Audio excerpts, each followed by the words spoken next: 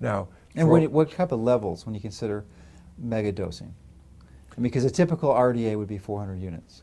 yeah, I would say mega dosing would be anything more than 2,000 units. Okay, so And five times above the RDA. Yeah, and remember, you are getting it in some of the food you eat, and you don't even know it, not unless it's vitamin E acetate, which we know Which is not irrelevant. vitamin E. Yeah.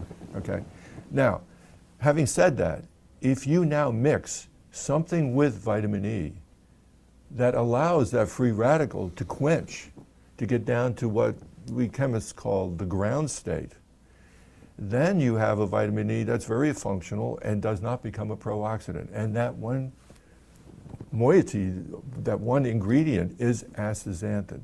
If you mix astaxanthin with vitamin E, it prevents the vitamin E from being a stable free radical, and the astaxanthin quenches it to the ground state. So that's very important. So any formula that has vitamin E in it, I think should have a few parts per million astaxanthin or more, could be up to 4 milligrams, say. And the other thing that you have to mention is that astaxanthin and vitamin E are totally unrelated in structure, and astaxanthin works by a completely different mechanism of antioxidant. Astaxanthin can quench free radicals, it can quench peroxygens and singlet oxygen, and it can go to the ground state without sitting around as a free stable radical and reacting with, brick on the wall. I mean, free radicals are very potent, and if they're stable, they'll wait around until something comes along that it can react with, or damage. Reaction with something could be damage. So it could react with DNA, it could react with fats, etc. And astaxanthin mixed with vitamin E, alpha tocopherol, will allow those radicals that are formed when vitamin E reacts with singlet oxygen to go to the ground state, whereas vitamin E alone will not do that. Okay, now, and this doesn't have to be in the same supplement, especially if someone's taking astaxanthin. So if you're taking 4 milligrams or so a day and as a separate supplement of astaxanthin, or eating fish, salmon specifically, then you wouldn't need to have it with the vitamin E.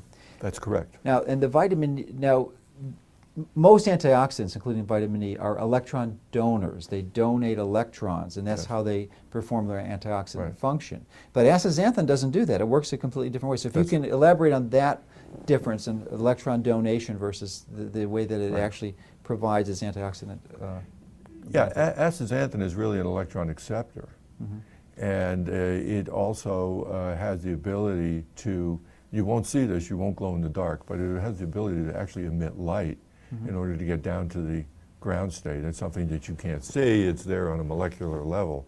But astaxanthin can react with oxygen itself, where oxygen is donating a free radical, because in the ground state, oxygen itself is a triplet.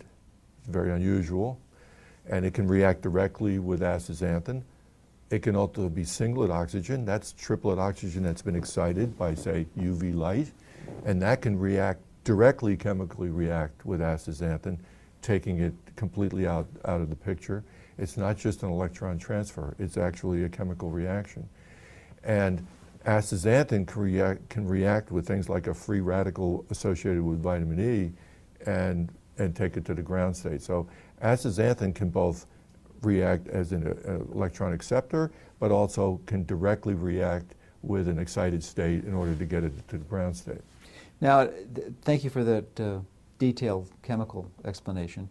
I'd like to know if you could expand on that in a simpler fashion for those who find metaphors with the natural world useful. So if you can comment on the reason why astaxanthin is even created in nature. Why do the marine algae create it? And I think once we understand that, we can have a deeper appreciation for how it functions in our own body. Yeah, all marine animals have developed certain defenses due to the evolutionary process. In other words, the algae that didn't resist photochemical degradation or intense UV light, as you find near the surface of the ocean, are no longer with us because they died. They reacted with sunlight very quickly or oxygen. Because ultraviolet light is a very potent oxidant It's stress. extremely, you know, it's the crazy thing about oxygen and ultraviolet light is that they're both absolutely necessary for our lives, but at the same time, they will also eventually kill you. And so the same thing goes for algae. So over millions of years of evolution, certain algae have developed a sunscreening method, if you will, by producing astaxanthin in their membranes so that they would be protected from UV light. And the best example is an algae called Hematococcus. That's a freshwater algae that we today use to make astaxanthin. We extract the astaxanthin out of freshwater algae using supercritical CO2. Well, that algae produces very little astaxanthin when it's just, floating around in a pond.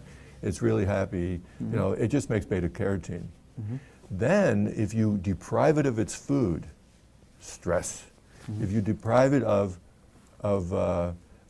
certain nutrients, okay, and you start bombarding it intensively with ultraviolet radiation, or light, if you will. Sunlight. Sunlight, yeah, but intense. Like you raise it in a greenhouse and then you open the windows and you let. What that Hematococcus will do is it will produce a cyst. Now, a cyst is the algae's defensive mechanism getting into a little ball that is super resistant to desert, oxygen, water, intense UV light, and these cysts can be found that are hundreds of thousands of years old, covered by rocks and stuff like that. You throw them in water, and they'll grow back into an algae. And those cysts, inside the biochemistry of that Hematococcus, converts all the beta-carotene to astaxanthin. And that astaxanthin, and it turns red, and you'll see some pictures on the internet, various astaxanthin producers. They'll show you their ponds are green on one side, then a few days later the ponds are intensive red. The reason why they're intensive red is they've deprived it of food and they have bombarded it with excess amount of light, and then the organism reacts by making astaxanthin. Now, those organisms in the evolutionary process that did not do that fast enough died. And only the ones that produced huge amounts of astaxanthin were protected. Now, in the top layer of the ocean or in streams, that is where the UV light is very intense, and therefore those organisms have developed this kind of protection. Now, in normal food like tomatoes and things like that, you don't find astaxanthin because they've developed other evolutionary traits to protect them from UV light. So thank you for explaining that. So it would be reasonable to speculate that if we were to have the astaxanthin and get levels in our own skin, that it would serve as somewhat as a protective barrier, just like it does in these algae, and that we would be more resistant, not completely immune to, but more resistant to sun damage, sunburn, and overexposure to ultraviolet radiation. Yeah, I think, you know, we both agree that if you go in the sun, you should use a safe suntan lotion. You should minimize exposing your face. In the back, and my thing too, is the back of your hands with sunlight. Get it on your legs, arms, chest. But if you are a regular user of astaxanthin, you will get more protection than just, you know, using suntan lotion alone. And it's been shown many times that carotenoids, not just astaxanthin, but other carotenoids, do accumulate somewhat in your skin, gives you a little bit more of a pinkish look. You know, it's hard to observe, but people do look healthier, all right, especially in women and especially fair-skinned people. And it does give you more UV protection. It also gives you a DNA repair, like if there is damage to your DNA in your skin, that this is a published paper, the scientific journals on this, that there is DNA repair. So I recommend it. It's not suntan lotion in a pill, but it is a adjunct to suntan lotion, if you will. Yeah, so we certainly always want to recommend prudent sun exposure. And there doesn't seem to be ever any reason to overexpose your face for any reason, because the skin there is so thin and it's predisposed to premature photoaging and wrinkling. And the back of the hands, as you mentioned too, is the liver spots that tend to appear if you overexpose. So, but you've got lots of other areas of your body that you can expose, and they still remain legal. But typically the more skin you expose, the better. And I tend not to use suntan lotion unless circumstances prevent it, but certainly if you're fair-skinned or if you're a child and playing, and you're unable to observe prudent exposures and cover you wear a hat or wear clothing and limit your time to the point where you never get burned, then it may make sense. Yeah, and there's the other thing is there's also the fact is that ultraviolet light goes through most clothing. Okay, so if you walk on the beach and you're wearing a cotton T-shirt, there is some like a cotton T-shirt will give you a sun protection factor of about 40. Which means some sunlight is coming through. Yeah. And then the movement of that cloth on your body moves it around so that the sunlight is not just hitting one particular spot. I usually go out in the sun with a hat on about 15 to 20 minutes a day. I live in Florida, and it's good for your vitamin D levels to do that. Sure. Yeah. I'm convinced that vitamin D, of course, is one of our probably the most important supplement if you're going to take it. But I don't really believe that people ideally should get it from swallowing it. Ideally should be from the sun. For those of us who don't live in Florida in the winter, it becomes a real challenge because your only real other option is a safe tanning bed. Right.